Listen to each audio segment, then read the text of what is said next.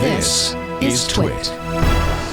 The world-famous Twitter account Shrimp Apple Pro, whose real name is Vietnamese Choco Taco. So there. I wonder if they still have Choco Tacos in Vietnam.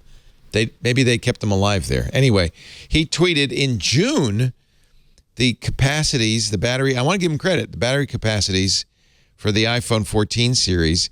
Here we are now in September, and Mac Rumors is confirming, thanks to filings with the Chinese regulator, that those were accurate.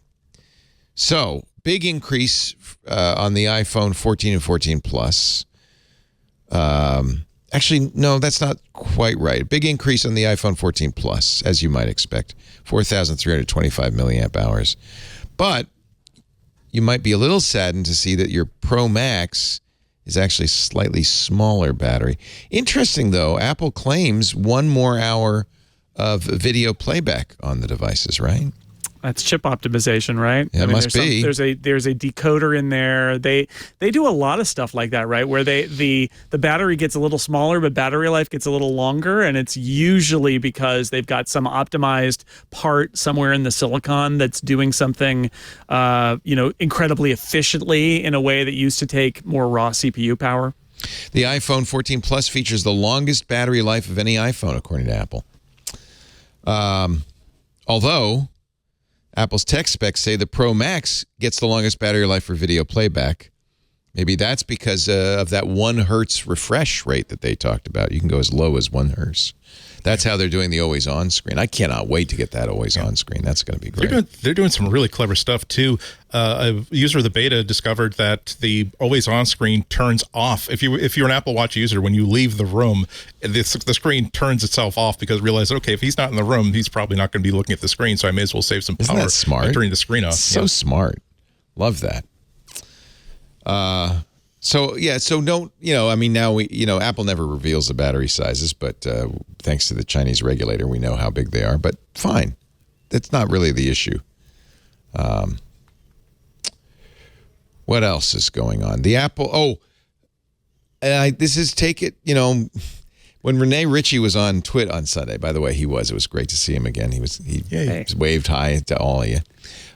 He said, now I can tell you, these rumor guys are terrible. So why'd you tell us then?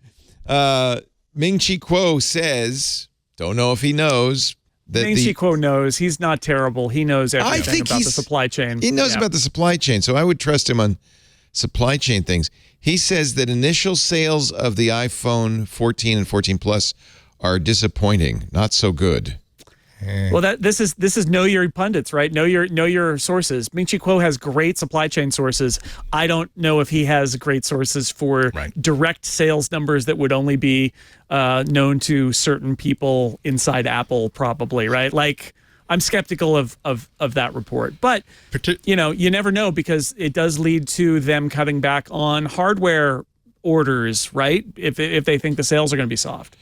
The Pro Max, he says, doing very well, as one might expect, because everybody wants Dynamic Island, right? Everybody's looking for the Dynamic Island. And maybe the better camera. But he says the 14... Now, the problem with the 14 Plus is you can't get it until October, right? Or later in September. I can't remember what the date was, but it was pushed back a couple of... I don't know. 3 days after it went on sale, I don't think that anybody outside of Apple has access to that. The stores. They're analysts whose job is to figure it out with a really stunning degree of precision without after it starts moving through the cash registers. They have to start the other things if they have cash registers. I don't think Apple stores have cash registers. This is the quote. Based on the current pre-order results, strong demand for the iPhone Pro models will likely last until at least November.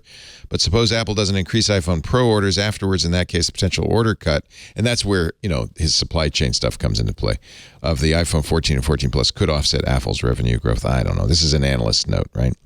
I could see maybe that people might. The problem is globally we're in bad inflation. For everything, the essentials are costing a lot more. Many people are looking at the iPhone 14 saying, well, my 10S is fine, or my 11's fine, or my 12's fine. I don't need to upgrade. I would suspect many more than in previous years. So it's also really hard with the pre-orders to the pre-order crowd is not your average iPhone buyer, right? Like the average iPhone buyer, like we'll have a better idea, I think, when the quarter is over, because that'll include like the holidays and all of that. And you'll get a better sense when the next quarter is over. But like the people who are inclined to pre-order to do that thing at 5 a.m. Pacific, right? Like that is a very focused group, and you may learn something from that. But I feel like that is not going to tell you the whole story. Yeah. He does, I guess, a survey of some kind. His tweet was latest offline pre-order survey for iPhone 14 series in China. Oh, maybe because it's in China, they know more, right? They know all. The total allocation for 14 Pros, the Pro models, 85%. Order allocation for the 14 Plus, less than 5%. It does make me wonder, who do they make that Plus for? I think that's going to be a really interesting thing to watch, right? Not that they actually ever disclose any of this stuff, but when we look at it, they will sometimes like hint at what the mix is like, and like this is their it's an interesting, not their moonshot, but it is a gamble, right? Which is, let's make a bigger low-end phone, and what will that do? Like, will that sell more people on buying a new phone who might not have otherwise? Are you cannibalizing Pro Max sales?